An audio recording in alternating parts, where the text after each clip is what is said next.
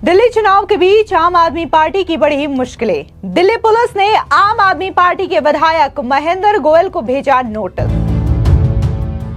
बांग्लादेशी घुसपैठियों को फर्जी दस्तावेज देने के मामले में बुरे फंसे आम आदमी पार्टी के विधायक। सुधांशु त्रिवेदी और कपिल मिश्रा ने केजरीवाल के षड्यंत्र का किया पर्दाफाश।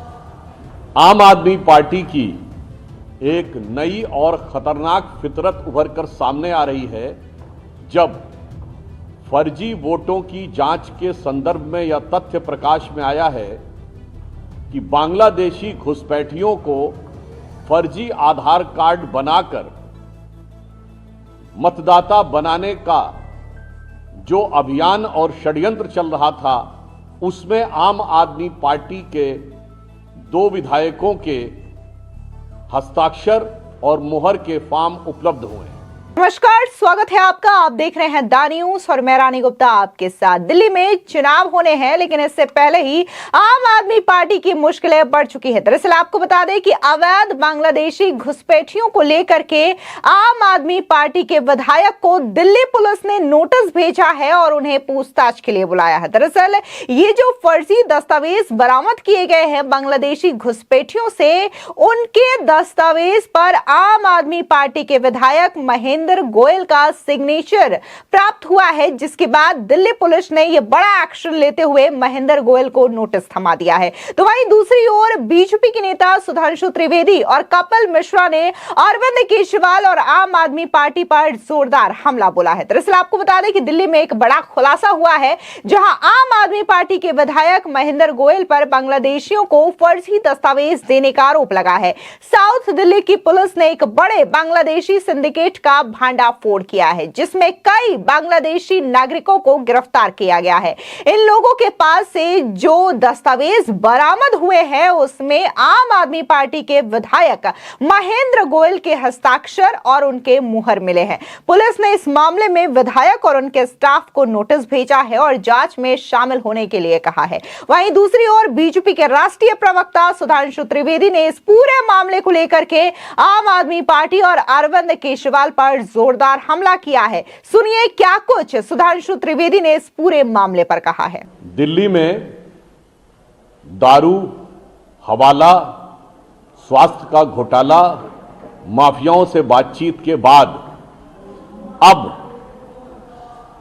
आम आदमी पार्टी की एक नई और खतरनाक फितरत उभर कर सामने आ रही है, जब फर्जी वोटों की जांच के संदर्भ में यह तथ्य प्रकाश में आया है कि बांग्लादेशी घुसपैठियों को फर्जी आधार कार्ड बनाकर मतदाता बनाने का जो अभियान और षड्यंत्र चल रहा था, उसमें आम आदमी पार्टी के 2 विधायकों के हस्ताक्षर और मुहर के फॉर्म उपलब्ध हुए हैं, जिसमें आम आदमी पार्टी के एक विधायक महेंद्र गोयल जी और दूसरे विधायक जय भगवान जी के फॉर्म और हस्ताक्षर प्राप्त हुए हैं।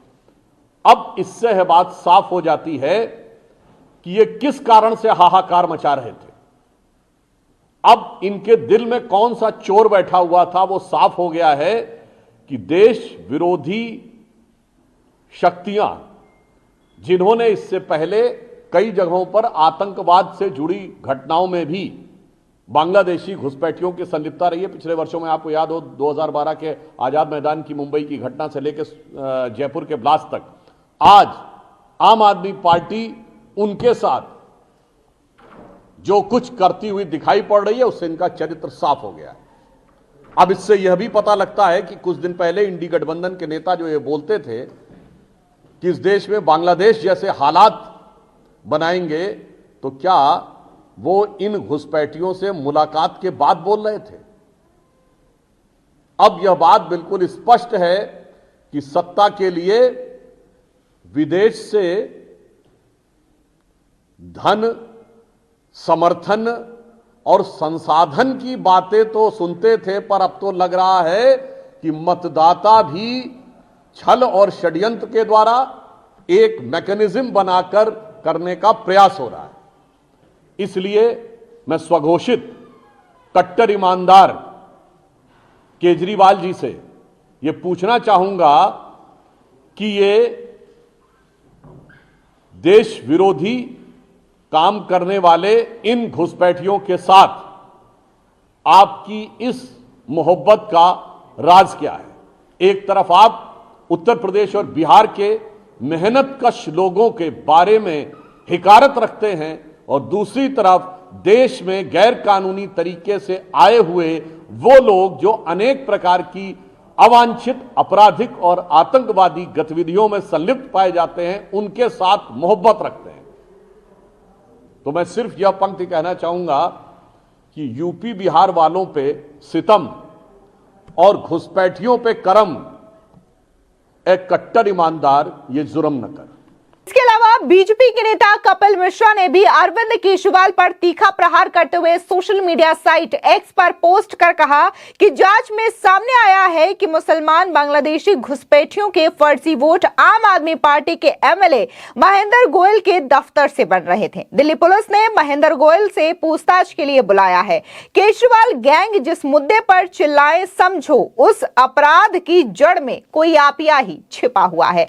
आपको बता दें कि दिल्ली में इस वक्त ना सिर्फ पूर्वांचल के लोगों को लेकर के चुनावी माहौल गरमाया हुआ है, बल्कि दूसरी ओर जिस तरीके से बीजेपी ने यह आरोप लगाया कि कैसे अरविंद केजरीवाल और आम आदमी पार्टी ने यहां पर फर्जी तरीके से अवैध बांग्लादेशी और रोहिंग्याओं को बसा रखा है, इस मामले को लेकर के जब बीजेपी ने हमला बोला और यह कहा कि फर्जी वोटर बना करके बसाया गया है जिनका वोट सीधे आम आदमी पार्टी पर जाता है, और जब इन फर्जी वोटों की जांच की जा रही है, इनके नामों को काटा जा रहा है, इसी वजह से आम आदमी पार्टी पूरी तरीके से तिलमिलाई हुई है। जिसके बाद आम आदमी पार्टी ने यह कह दिया कि बीजेपी झूठे आरोप लगा रही है और जो बांग्लादेशी और रोहिंग्या जिन्हें बता रही है वो कोई और नहीं बल्कि पूर्वांचल से है। जिसके बाद यह मामला काफी ज्यादा गरमाया और अब जिस हिसाब से जब दिल्ली पुलिस पूरे अवैध घुसपैठियों को लेकर के जांच कर रही है तो यह बड़ा सिंडिकेट सामने आता है, जहां पर कई सारे जो घुसपैठी हैं अवैध तरीके से दिल्ली में रह रहे हैं उन्हें गिरफ्तार किया गया, और जब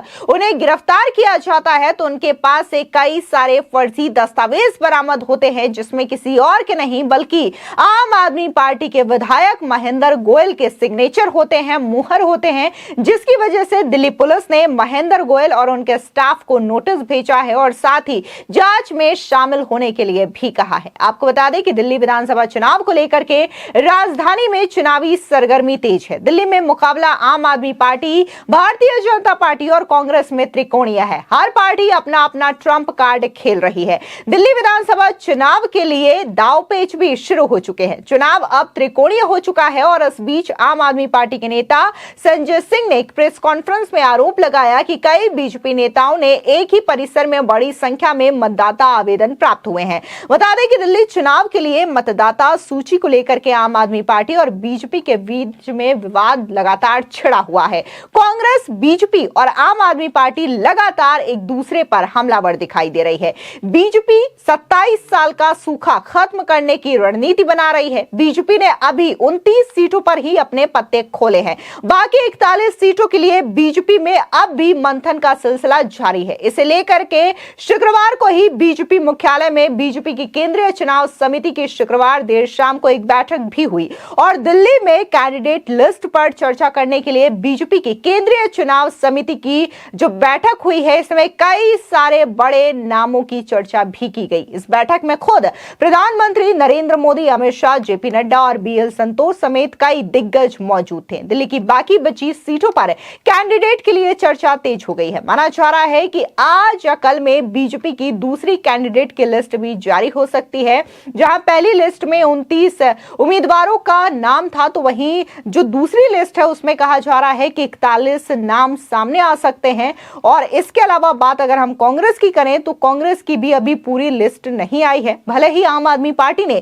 70 की 70 विधानसभा सीटों पर अपने उम्मीदवारों का ऐलान कर दिया है, लेकिन जिस तरीके से आम आदमी पार्टी हो या फिर कांग्रेस हो या फिर बीजेपी हो चुनावी मैदान में जुटी हुई है, एक दूसरे पर ताबड़तोड़ हमले कर रही है, तो इससे साफ तौर से यह मुकाबला पूरी तरीके से त्रिकोणीय हो चुका है। दिल्ली में चुनाव की तारीखों का ऐलान भी हो गया है। 5 फरवरी फरवरी को सभी 70 सीटों पर वोटिंग होगी, तो वहीं 8 फरवरी को नतीजे घोषित किए जाएंगे। फिलहाल इस खबर को लेकर के आपकी क्या राय है, कमेंट सेक्शन में जरूर बताएं। धन्यवाद।